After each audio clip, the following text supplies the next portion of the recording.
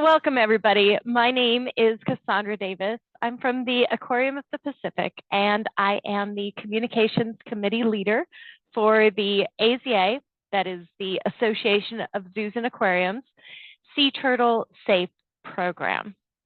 Now, SAFE, S-A-F-E, is an acronym for Saving Animals from Extinction. And that's what we aim to do here with the Sea Turtle Safe Program. There are over 50 SAFE programs within AZA working to protect some of the most endangered animals around the world. And with 19 AZA Zoo and Aquarium program partners, the Sea Turtle Safe Program is helping to conserve an amazing group of animals, sea turtles. This is our 6th live expert webinar, and we are so excited to be planning 3 more in 2025 for spring, World Sea Turtle Day, and the fall. And all of our webinars live on the Sea Turtle Safe YouTube channel, as well as on our website. So we encourage you to watch those past webinars if you haven't already, learn about sea turtles, learn from the experts. And today, we are so excited to bring you 2 incredible experts and inspirations for all of us. We're excited to hear today from Mark Swingle from the Virginia Aquarium Foundation, who is our past program leader, and Kelly Thorvalson from the South Carolina Aquarium, our current program leader. But first, just a bit of housekeeping information. I know we've all spent a lot of time on Zoom and become experts. This webinar today is being recorded. It will be uploaded to the AZA Sea Turtle Safe Program's YouTube channel and will be distributed to everyone who's registered. You can also share this with friends and colleagues. Since this is being recorded, please add your questions using the Q&A feature during the presentation. We will get to as many of these questions as time allows after the presentation. And participants, everybody who's here on the webinar today, can see all of these questions. You are able to upvote a question if it's one you're particularly interested in hearing answered. And this will help us choose if there are more questions than we have time for. To avoid confusion, we've disabled the chat, but we will be adding helpful links into the chat during the presentation, so you have those links as we go. Now, in addition to Mark and Kelly, I have 2 Sea Turtle Safe Program members on this webinar, Katie Emmons from the Dallas Zoo and Bridget Cervero from the Maritime Aquarium at Norwalk. They will be helping to ensure we have a smooth experience today and helping to answer the questions at the end of the presentations.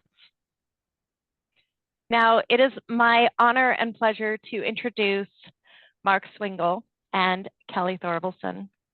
Mark Swingle grew up and resides in Virginia Beach, Virginia. He earned his biology degree from the College of William and Mary and a master's degree in biological oceanography from Old Dominion University. He retired recently in 2022 as the Chief of Research and Conservation at the Virginia Aquarium and Marine Science Center, where he had worked for more than 40 years. His work experience includes a variety of jobs from exhibit design to conservation research, planning, and policy. And Mark and his colleagues founded the aquarium's Marine Mammal and Sea Turtle Stranding Response Program in the late 1980s.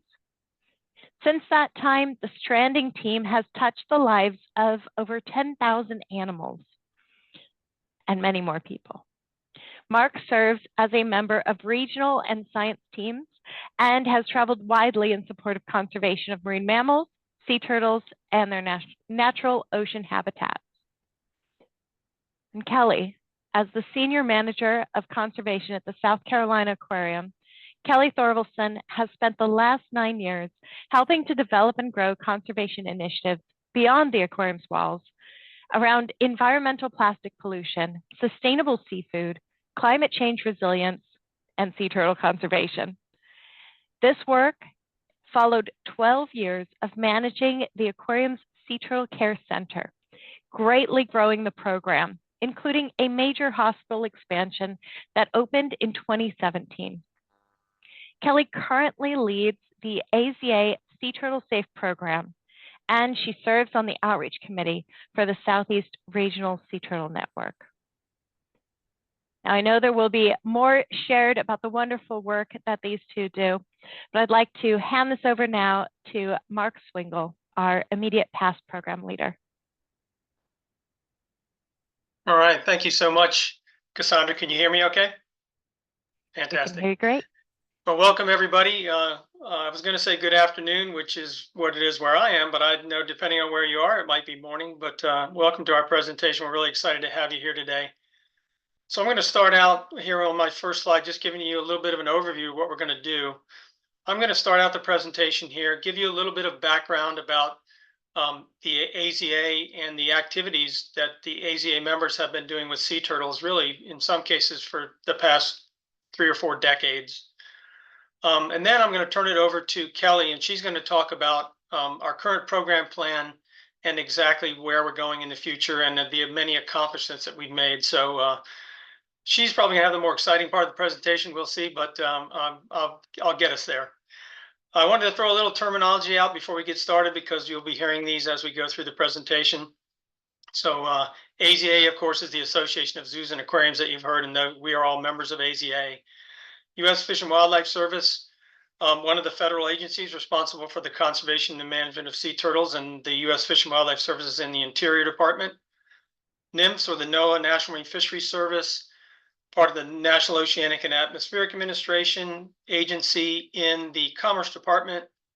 IUCN, International Union for Conservation of Nature. SWAT, the State of the World Sea Turtles, a program within the Oceanic Society. ISTS, the International Sea Turtle Society, and that acronym is also used for their annual meeting, the International Sea Turtle Symposium. And finally, the Red Laudopo Eastern Pacific Leatherback Network. So I'm going to start just giving you a little bit of background about some of the things that have happened within the AZA and with respect to sea turtles over the years. I'm going to start with the Sea Turtle Working Group. This was formed by myself and some colleagues back in the early 2000s. It was an informal group meeting in conjunction with AZA. Over the years, we conducted census surveys, we managed a listserv, we convened several husbandry symposiums, and we discussed collection sustainability with respect to sea turtles in aquariums and zoological parks. Of course, we had interactions with our federal management agencies, the Fish and Wildlife Service and the National Marine Fisheries Service, and we responded to emergencies, for example, the BP Deepwater Horizon oil spill.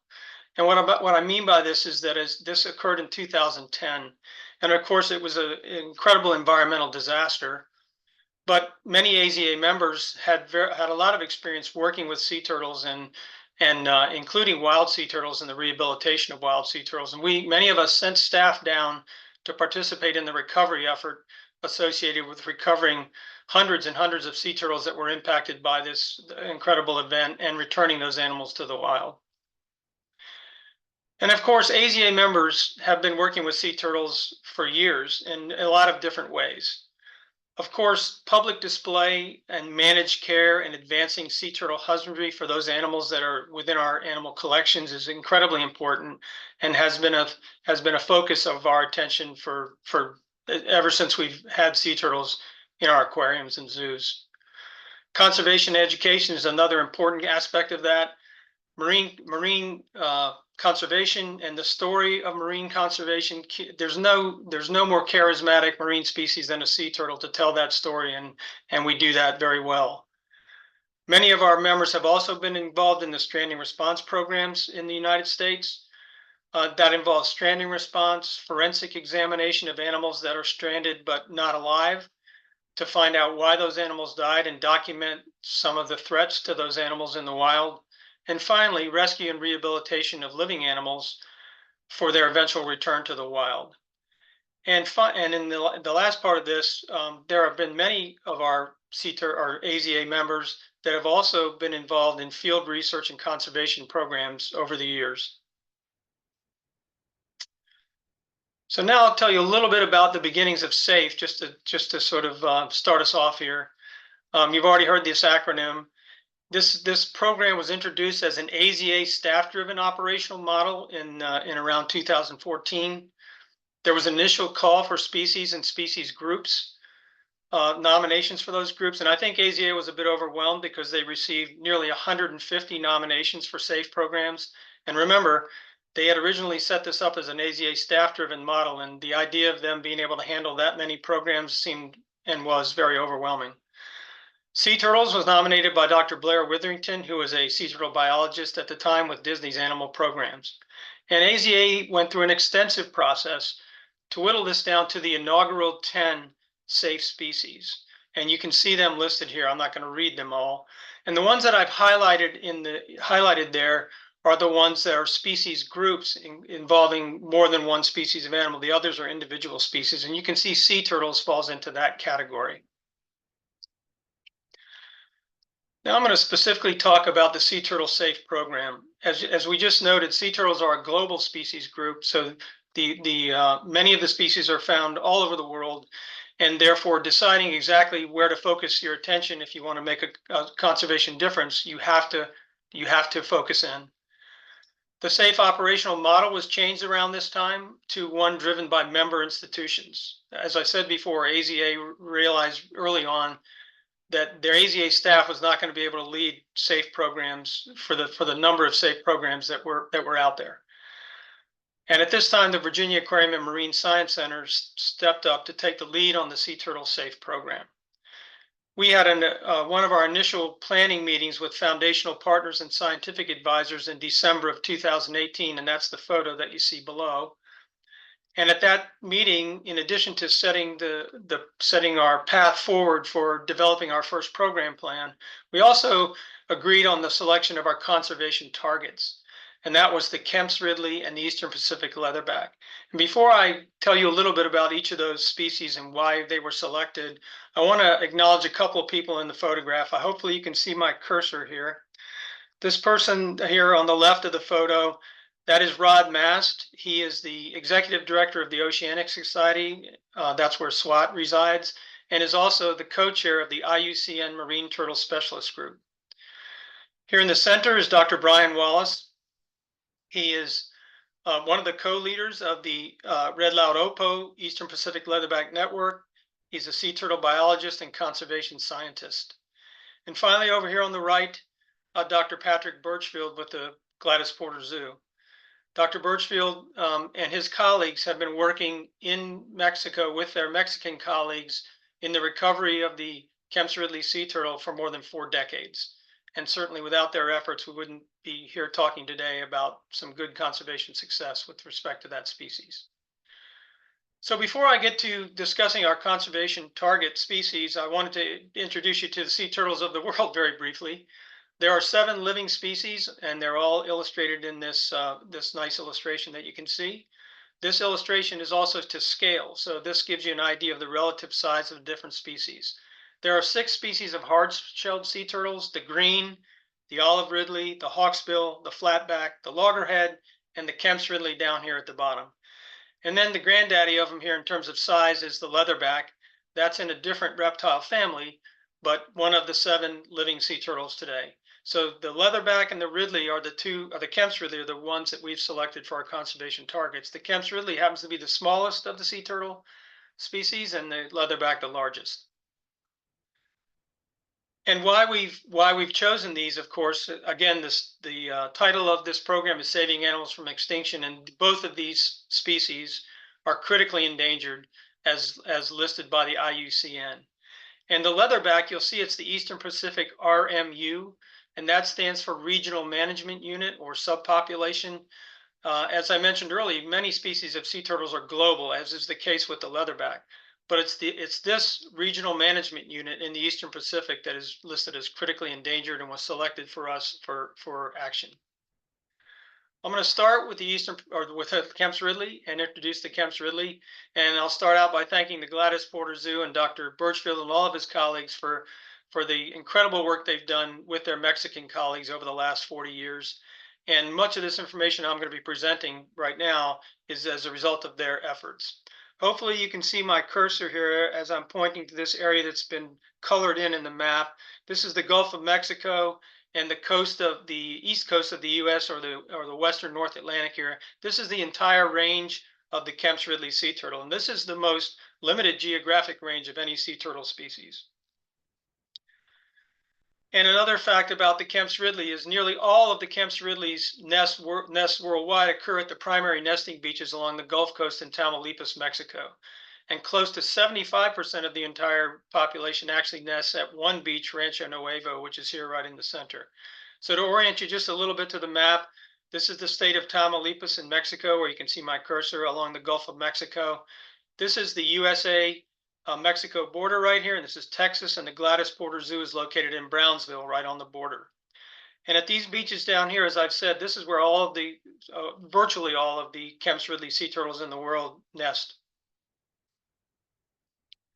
Now this graph, which is Kemp's ridley nesting, a Kemp's ridley nest from 1978 to 2022 in the state of Tamaulipas, Mexico.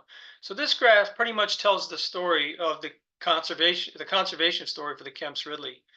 As you can see back here in the late 70s and early 80s, when the binational program got started to try to protect these animals, there were actually estimated to be less than 300 nesting females in the entire population. That is compared to, we know there were at least 45,000 nesting females in the past in what we presumed was a healthy population, and more than 120,000 annual nests at that time. So as you can see, and many people thought at this time that this species was essentially, it was too late to save them. They may go extinct.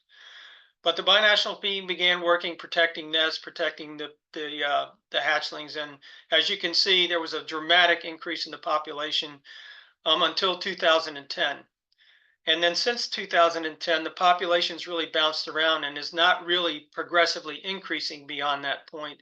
And that's where all of our study is today, is to find out why this is happening and why this population is not responding and rebounding to its original status. 2010 just also happens to be when the BP Deepwater Horizon oil spill happened, and it's certainly not the entire cause of all this, most likely, but there's a lot of study going on with respect to that. I'm going to finish with this slide just to notice that the last year that we have complete data for is 2022, and you can see that there were 17,362 nests registered during that year.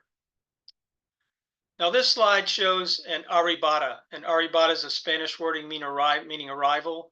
And the Kemp's ridley and its closest relative in the sea turtle world, the olive ridley, are the two species that nest in these mass arrivals where the turtles mass offshore, and over the course of several days will come into very restricted beach areas all at the same time and nest. In the case of the ridleys, we have arribadas of over 10,000 animals now, and olive ridleys can have arribadas in the 100,000s. The other thing I'll point out while I have this slide up is that two things. One, it's a very narrow beach. You can see the turtles come up and nest as high up on the beach as they can get. And the last thing I want to point out in this slide is that you'll notice it's daytime when this picture is taken, and that's another unique characteristic of the Kemp's ridley. It's the only sea turtle species that nests primarily in the daytime as opposed to nesting at night for most other sea turtles. Now, what happens after the turtles nest? Well, the teams on the beaches and the sea turtle camps down there remove the eggs, and they take them up and rebury them in these protective nest corrals. And then they monitor those nests until the hatchlings emerge. And then it's time for this wonderful scene that you see here, where a lot of hatchlings are being released. And if you remember the slide that I showed you earlier, in 2022, there were over 17,000 nests. Well, during that year, there were more than 1 million hatchlings released as well. So I'm going to shift gears here and now talk about the Eastern Pacific leatherback. I mean, I want to start by thanking the Laudopo Eastern Pacific Leatherback Network and Dr. Brian Wallace for these following slides and the information that we have gathered on this particular group of leatherbacks. The circle that you see here is the range of the Eastern Pacific leatherback. They nest primarily in the northern part of this range in Mexico, Nicaragua, and Costa Rica. But they range in the ocean in the Eastern Pacific all the way south to off of Chile in South America, and of course out into the ocean. Now, this is a little bit of a busy slide, but I'll try to summarize it for you. This is a picture of the status of the Eastern Pacific leatherback and why it's listed as critically endangered now. If you look back here on these dark bars in the graph, back in the late 80s, 1988, there were more than 3,500 nesting. This is not nests now. This is nesting females. There were more than 3,500 nesting females recorded from the major nesting beach areas.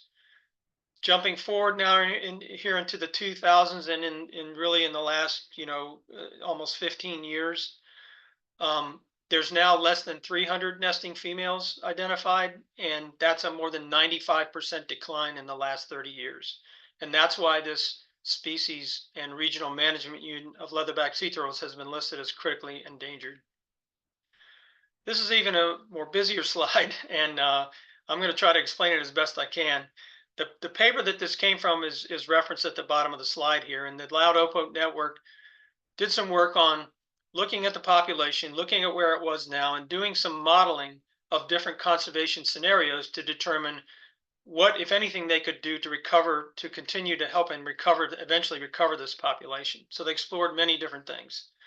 The main problem for the species is that adult survivorship is very low, and that's primarily because of bycatch mortality. And that bycatch mortality is essentially the deaths of sea turtles in commercial fishing operations and in fishing operations. That's bycatch, and that's bycatch mortality. So to orient you to the slides really briefly, this red line is the current status. And if you can, so I know it's hard to see here, and you can look at it maybe a little better below where they expand this section of the graph. It shows this population essentially disappearing in the next 30 to 40 years without our help. They ran a bunch of different conservation scenarios, and this is what they came up with. All of these scenarios that show the population recovering, and there are not that many of them, they all require that we must begin immediately and reduce bycatch mortality by at least 20% and maintain that going forward. In addition to that, if we enhance our beach recovery efforts, which is the work on the beaches to protect the nests and protect the beaches themselves, the nests and the females, and of course the hatchlings, that will enhance the recovery effort. But without that, we're not going to be able to recover this turtle. Now, the Red Laudopo group, the Eastern Pacific Leatherback Network, produced a regional action plan back in 2013 and recently updated. It's a 10-year plan, and they recently updated it in 2023. Its primary strategies, which are no secret: reducing bycatch mortality, increasing hatchling production, and regional coordination. And their supporting strategies include outreach, communication, and education, and research and innovation. Leatherback nesting is still persisting at depleted levels. Their updated action plan was released at the 41st International Sea Turtle Symposium in Cartagena, Colombia in 2023 at the Laudopo workshop. And they're thanking here the AZA SAFE program because our Sea Turtle SAFE program sponsored that workshop. We need to improve how we measure outcomes of conservation efforts. We need to scale up capacity, methods, and outcomes. And our success will be achieved over time, not immediately. We need to stay focused on fundamental priorities. And the Sea Turtle SAFE program is very proud and honored to be working with the Laudopo group in the recovery of this species. And you can see there's a lot of work to be done.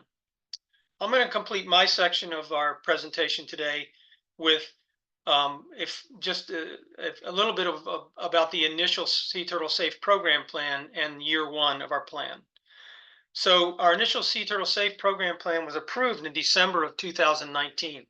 And if you remember that meeting I shared with you earlier, the picture that I had, that was December of 2018. So essentially a year later, we had initiated and developed our program plan, submitted it, and gotten it approved by AZA. We initiated a small grants program with the State of the World Sea Turtles in 2019.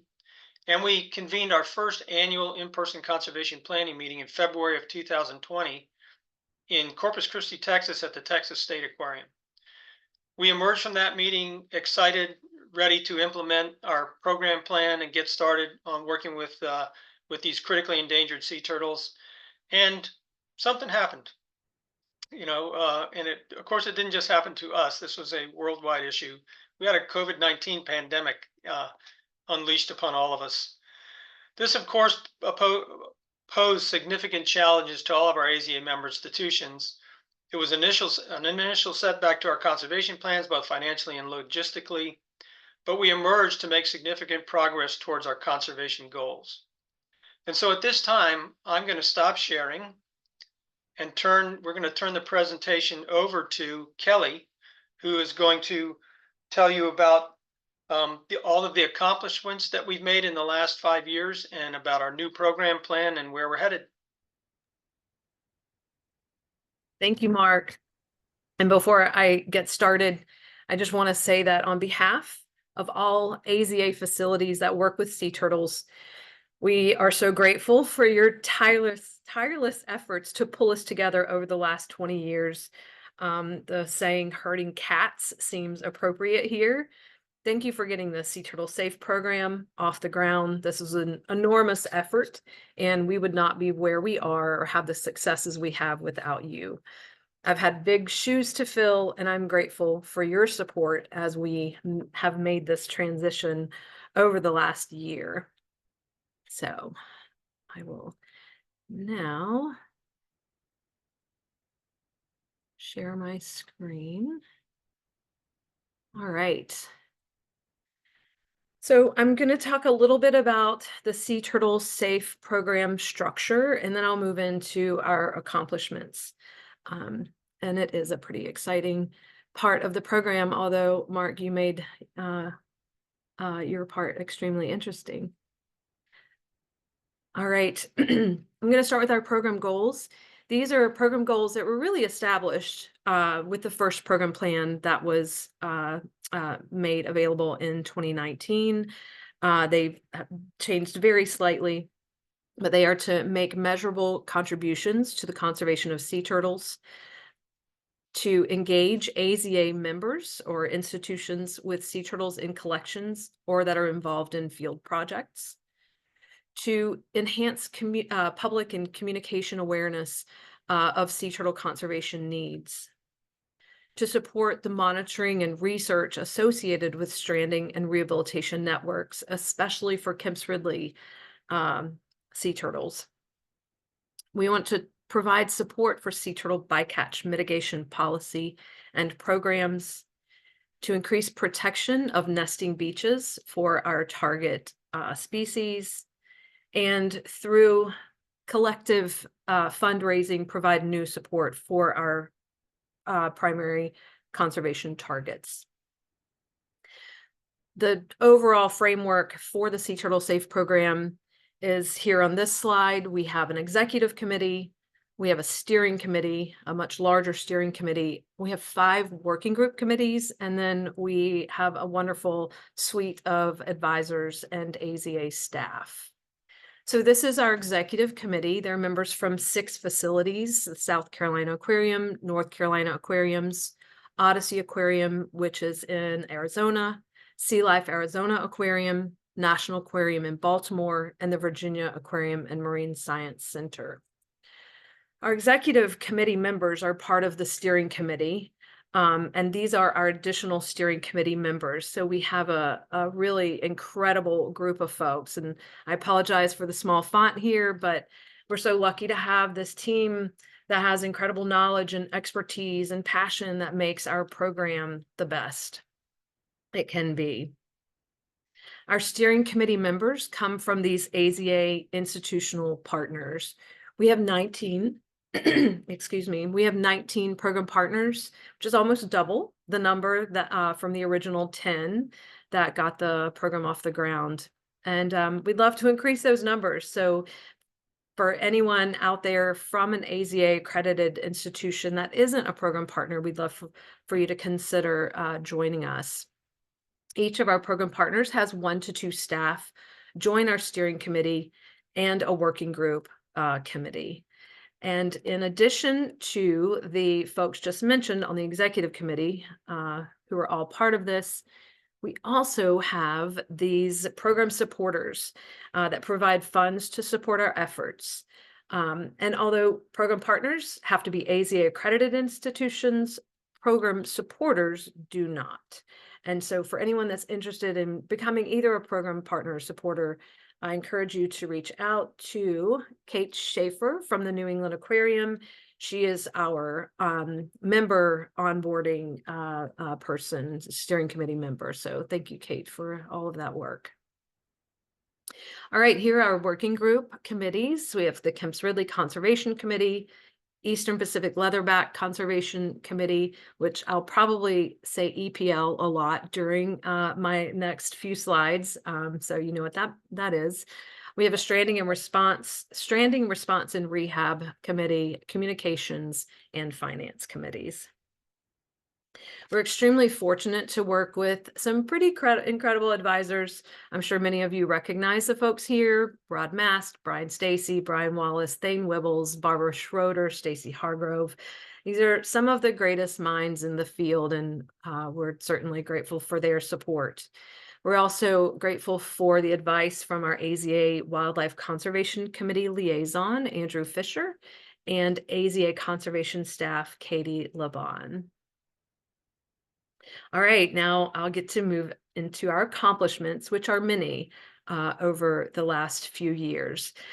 This work is all done by a combination of working group committees. I've tried to streamline how I present it to include which committee is kind of most accountable, but for a lot of this work, it's multiple committees working together. For example, our finance committee has to be involved in most of the work because of the funding aspect. So with that, I will move into our SWAT Small Grants Program. As Mark mentioned, in 2019, we began or we established in concert with SWAT a small grants program. They already have a small grants program, so this is an AZA safe sea turtle safe program specific small grants program.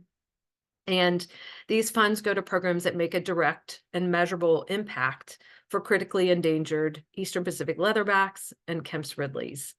From 2019 to 2023, the Safe Small Grants Program supported the following. We have 46 total grant awards worth $62,500. And I'll just mention now that we did just contribute another $15,000 for work that will happen in 2025. So the following information does not include that funding will support. So we have grants were made for 32 different groups and individuals working in 7 countries, 2 in Chile, 1 in Ecuador, 3 in Colombia, 1 in Costa Rica, 1 in Nicaragua, 28 in Mexico, and 10 in the USA. 23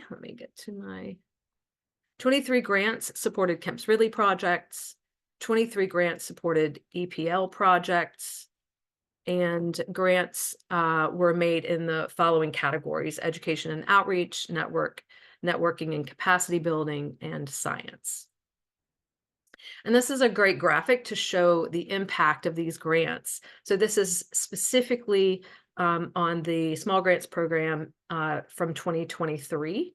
$15,000 supported 12 grantees working in 4 countries: Colombia, Costa Rica, Mexico, and the US. 5 grants supported Kemp's Ridley projects and 7 grants supported EPL projects. 10 workshops were held, 7 about leatherback bycatch and 3 on Kemp's Ridley entanglement. And those workshops hosted 165 participants and 70 community members were employed. 54 nests were protected, 1,762 hatchlings released, and 3 research questions were answered. 10 educational events were held, reaching 2,161 people with 72 informational resources in 4 countries. Pretty incredible, the impact that these small grants have. So our communications department is, they're a brilliant group of folks from different organizations that have marketing and graphic and communications expertise, and they jumped in and decided that this was worth this story was worth telling on a story map. And so I'm going to do my best here to show you this story map, and we'll put a link to this in the chat. So this is the story map that gives some information on safe and sea turtles. You can take a tour of the SWAT Small Grants Program from 2023, and you can do that either by scrolling down and the map moves with these projects, or you can click on areas on the map that you might be more interested in. And when you want to learn more, you'll click here and you'll get to more information about the project. All right, hopefully I'm back to the slideshow. Somebody yell at me if I'm not. All right, so let's see. So just another slide on the SWAT Small Grants Program. We are able to review proposals for that program and weigh in on which projects are chosen. And increasing tagging and tag monitoring on Mexico nesting beaches is a priority for us. We encounter a tremendous amount of Kemp's ridleys in rehabilitation facilities. And so we certainly do want to know if these animals are showing up nesting on these Mexican beaches. So between 2021 and 2023, approximately $7,000 supported increased tagging and scanning efforts in Tamaulipas, the state of Tamaulipas, and specifically on the beaches that are listed here. So Mark mentioned earlier that we began providing support for an Eastern Pacific leatherback nesting beach soon after COVID started. There was very little we could do other than send financial support to protect our target species. And so with the decline in Eastern Pacific leatherback nesting on many or most of the primary beaches that had long-term monitoring, it became necessary to better understand activity on secondary nesting beaches. And so we partnered with the Leatherback Trust to increase monitoring of Playa Cabiao in Costa Rica. And now in its 4th year, we have sent almost $50,000 to protect this important nesting beach. There's a team of biologists and interns that work on Playa Cabiao to protect eggs from predation and poaching and record all nesting activity. And with the help of funding from Sea Turtle Safe, this team is also able to protect and study olive ridley and green sea turtles that nest on the beach. These are photographs from a recent trip that our vice program leader, Dr. Carol Price, took to Costa Rica to visit the research station at Playa Cabiao. And this is Javier, who gave her a very wet but thorough tour of the facility and the beach. And Carol describes it as extremely remote and rustic. It's really incredible that the team stays here, for long periods of time to monitor nesting. And we hope that with our continued support, this research station can get some upgrades for the team that uses it. I think Carol said there's a limited, water supply and limited power, and so we're just extremely grateful that that we're able to support this project and for the folks that are doing this incredible work. And we're excited to announce that we've recently adopted our 2nd Eastern Pacific leatherback nesting beach in Playa Ventura, Guerrero, Mexico. We are partnering with Kutsari to have this adopted beach program. And although we went back and forth on what their primary needs were for the nesting season, which is currently in progress, it was finally determined that a new 4-wheeler would assist the team the best for monitoring the beach and support them the best. So this Facebook page or post gives the Sea Turtle Safe program a big shout out, and we couldn't be more excited to work with this group. All right, you've heard of Lauropo. Lauropo has a small grants program, and we last year contributed for the first time to increase those small grants for their partners and members to increase the work that they're doing.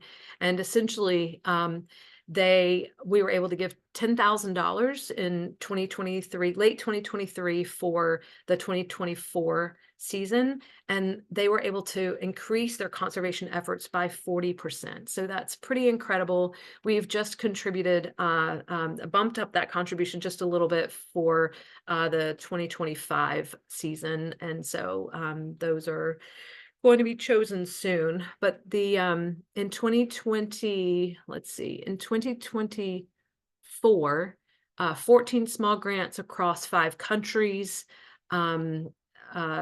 Let's see. The grants are between $1,000 and $2,000. They support a wide range of on-the-ground work, including beach patrols, improving field camp structures and equipment, engaging small-scale fishermen, which is critical, as you've heard, strengthening networks for EPLs, and increasing community outreach. Very exciting to be part of that small grants program. So for Kemp's Ridley Working Group Committee, in 2022, we worked with the Gladys Porter Zoo to commission the printing of 10,000 copies of Soy Lora, I'm Ridley. It's a children's story and activity book about the Kemp's Ridley sea turtle. And these impactful books were developed and printed in Mexico and have been distributed to educators and conservation groups in local fishing communities and in neighborhoods near fishing villages in Tamaulipas, Mexico, which is as you have heard, the primary nesting area for the entire population. The Sea Turtle Safe program is also working on an English version or a bilingual version that we can hopefully sell potentially in our stores for fundraising for this work. The Sea Turtle Safe program recognizes the importance of being connected to the national and international sea turtle science and conservation community to accomplish our goals. This is reflected in the program's team of scientific advisors, and we have been able to sponsor these meetings. We sponsored Southeast Regional Sea Turtle Meeting, or SURSTM, in 2023, and are working to do the same for the upcoming SURSTM in 2024. We sponsored the International Sea Turtle Symposium, or ISTS, held in Cartagena, Colombia in 2024, are in the process of providing funds for the upcoming ISTS in Ghana in 2025. We sponsored a Laudopo working group meeting that Mark mentioned, where they rolled out the new recovery plan for the EPL. We have provided support for Team Beach, a behavior change group, to host behavior change workshops at 2 international sea turtle symposiums in Colombia and Thailand. And we'll continue to support these meetings. It's a really great way to connect with the scientific community and support the scientific community. All right, on to our work with the Stranding and Rehabilitation Committee. As mentioned, the juvenile Kemp's Ridleys are commonly rehabilitated in AZA aquariums, and certainly in all rehabilitation facilities, many that are not AZA accredited or part of AZA accredited institutions. But even just within AZA, literally thousands of Kemp's Ridleys have been rehabilitated and essentially tagged with pit tags and often flipper tags before release. And so we're working with Kemp's Ridley experts to understand if these tagged Ridleys are showing up on nesting beaches in Mexico or even in the stranding records. Now, we haven't gotten those data yet because these are separate tagging data sets in 2 different countries. But excitingly, in late May, we got some really exciting news from our friend and advisor, Dr. Thane Wibbles, a longtime Kemp's Ridley researcher, that a nesting female in Mexico was carrying tags that identified her as a turtle that was rehabilitated right here at the South Carolina Aquarium in 2017 and then released in 2018. So this is incredible news and positive evidence that these animals are making their way into the Gulf of Mexico. And it's just rewarding for rehabbers that pour their hearts and souls into this work to know that, you know, our essentially to the fruits of our efforts. These animals are maturing to adulthood and reproducing. The Sea Turtle Safe program will continue to work with Kemp's Ridley experts on this effort. Another stranding and rehabilitation committee project is that we are hosting a recreational fishing interactions workshop at the Southeast Regional Sea Turtle meeting in February 2025. This meeting is going to be in Hilton Head, South Carolina.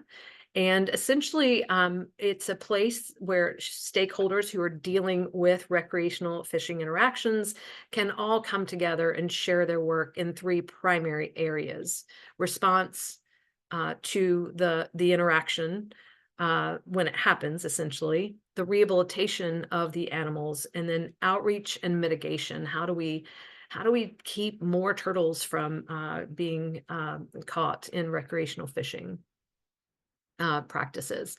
And the goal is really not only to bring these stakeholders together, but certainly there are plenty of people that may not be at this meeting that will want to just hear this information. So we want to develop a best practices document that can be accessed by everyone.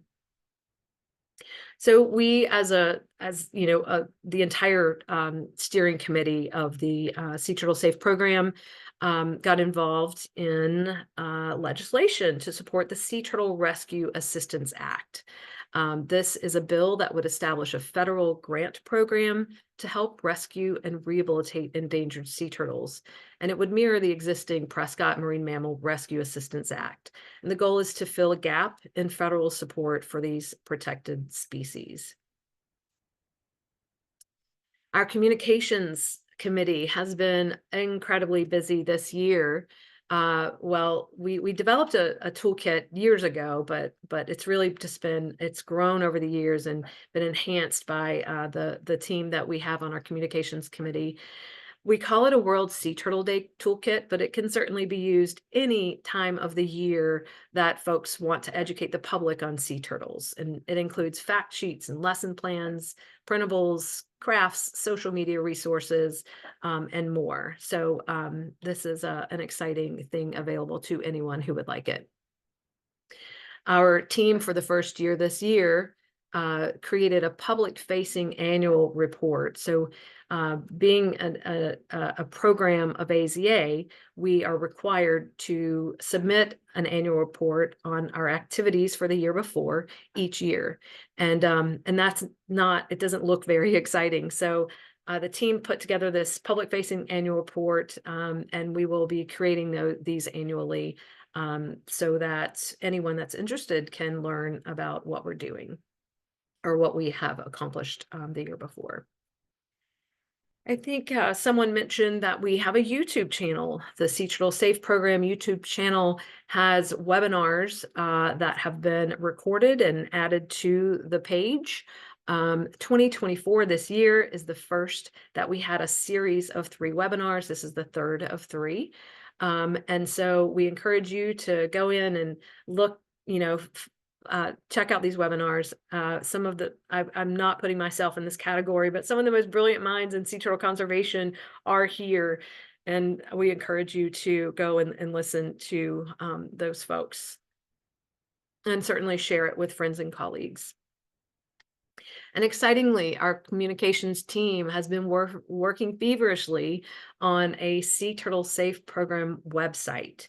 It has recently been made public, but there will continue to be tweaks made to this. So this is going to be a one-stop shop to find the resources that I've talked about, the public-facing annual report, the story map, the World Sea Turtle Day Toolkit, and just to learn more about sea turtles and specifically Eastern Pacific leatherbacks and Kemp's ridleys and what you can do to help protect them. What you'll also find on that website is our brand new 5-year program plan. So all Sea Turtle Safe programs start with a 3-year plan, and that's, Mark headed that up and kicked us off and led us through that program plan and really the building of this new program plan as well. This 5-year program plan has been approved. You can use this QR code to access it. as I said, it will be on our Sea Turtle Safe Program website as well. And because we don't have much time, I'm not going to talk about kind of our future goals. I will say we are continuing to focus on our primary targets. We've made too much headway and built some incredible relationships there, and we want to continue working for those species. But you can find out more in this plan about what the next 5 years of goals and actions are. So I encourage you to do that. And with that, I would like to first thank everyone that is here today. Certainly all of our program partners and program supporters that financially support us or support us with their time and expertise. We are grateful for everyone. Thanks, guys. And I will stop sharing at this point. And thank you so much, Kelly and Mark. You are absolutely part of such an amazing group of people helping to save sea turtles. And I know we only have time for 2 questions, so I'd like to welcome Bridget and Katie to ask those questions of Kelly and Mark. Mm-hmm. All right, thank you, Kelly. We have one question in the Q&A box. Michael would like to know, in addition to sharing best practices and outreach at the February Southeastern Regional Meeting, will you be sharing sample materials, for example, like outreach for fishers and things like that? So I think, we have yet to find out what the information is that's going to be shared, right? Like, is there information that different stakeholders from lots of different states will share that includes outreach to fishermen? We hope so. And so we're really going to depend on the folks presenting. If they have that type of information, we will certainly share it with everyone. Yeah, I think and Mark, feel free to add. If I can jump in, I think Mm-hmm. what you're asking about here with the question will actually be one of the outcomes of this meeting. Hopefully, is that we'll have information that we're gathering, and then be able to share that out among anyone that's interested. But certainly, all of our partners in all of these places where this is a significant issue.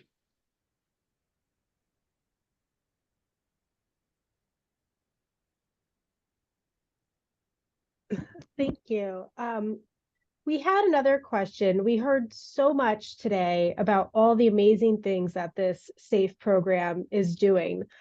What would you tell an individual if they're like, I want to help rescue sea turtles? What's an action an individual can take to make a difference? Do you want to start, Kelly? Or do you want me to start? Sure. I mean, I would say, first of all, support your local zoo and aquarium, the one that's closest to you. If they're doing sea turtle work, just visiting them, becoming a member, donating to their efforts really helps the work that they're doing. And certainly you're welcome. And usually they are doing a tremendous amount of effort.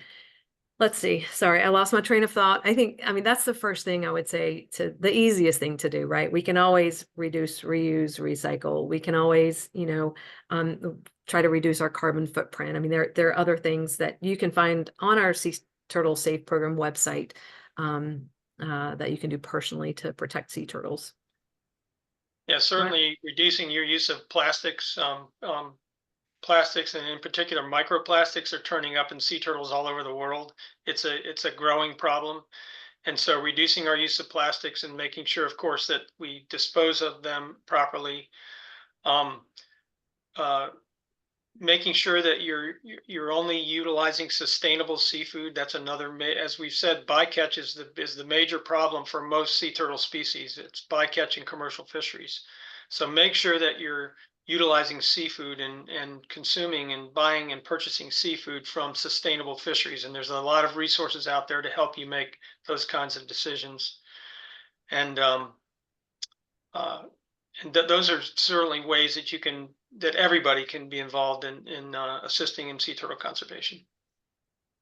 And I'll just add to the sustainable seafood comment that the U.S. has some of the most heavily regulated fisheries in the world. And so making sure that you're consuming domestic seafood, sure, there might be pockets of sustainable seafood in other parts of the world, but you know, if you're in the U.S., try to find domestic seafood.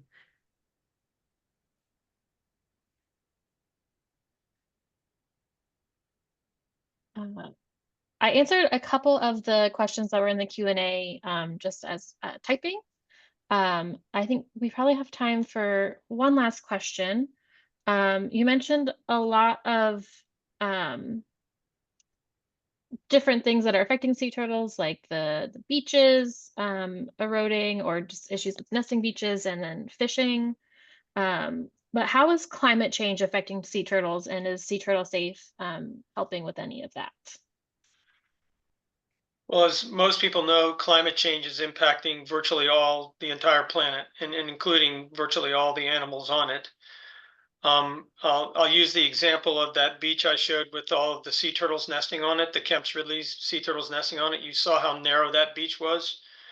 Climate change is contributing to sea level rise, and sea level rise is going to inundate those beaches and is already inundating beaches around the world. So those are the kind of things that are already impacting animals like sea turtles. Another thing I'll mention before I finish is the planet is warming as well. And one of the things we didn't get into, because it gets a little deep into sea turtles, but the incubation temperature of sea turtle nests determines whether the hatchlings that emerge are male or female, believe it or not. It's called temperature dependent sex determination. And essentially it means that temperature determines the gender of the animals that emerge, whether they're male or female. And if it's really warm, you get all females. And if it's cooler, you get males. And there's a point in the middle where you kind of get a 50-50. Well, with the warming of the planet, we are now having incubation temperatures, which many scientists are saying are going to produce virtually all females from these warmer nests. And so that's an issue that is already impacting the sea turtle population, and scientists are already worried about and trying to figure out what, if anything, they can do about that.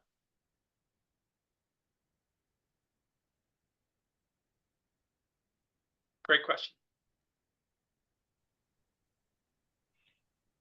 I know some of the work being done on some of the nesting beaches that we're working with is taking those nests and shading them and cooling them as a small mitigation effort to be more resilient. And I know we're out of time, so I do just want to thank both of you for your incredible contributions to sea turtle conservation, all of the work that you have done to advance saving animals from extinction. And thank you also to Katie and Bridget for helping to answer all the questions, keep us organized today, and keep us on track. I would also like to take a minute to thank our 19 program partners, because it is incredible that we have so much support and so many different organizations looking outside of their walls and looking at the global solutions for sea turtles. I would also like to, of course, thank our program supporters for continuing to contribute to Sea Turtle Safe in the ways that they are able to. And of course, thanking all of you for being here, for helping to give us a audience to talk to and a reason to keep talking. So thank you for joining us today. Thank you for being part of In Safe Hands, uniting zoos and aquariums to support sea turtle conservation and the Saving Animals from Extinction Sea Turtle Safe program. Now, all of your support helps to contribute to saving sea turtles, whether volunteering on nesting beaches, in sea turtle rescue facilities, doing research, with financial support. We're grateful to all of you. If you have further questions, if there was something we weren't able to get to today, please reach out to safeseaturtle@gmail.com or visit turtlesafe.org. If you have any questions about Sea Turtle Safe, if you want to access any of the materials we talked about, or if you would just like a follow-up on anything else. So thank you again, everyone, for ending this week with us. And I hope you have a wonderful and beautiful rest of your day. Thank you. Thanks, everyone. Thanks, everyone.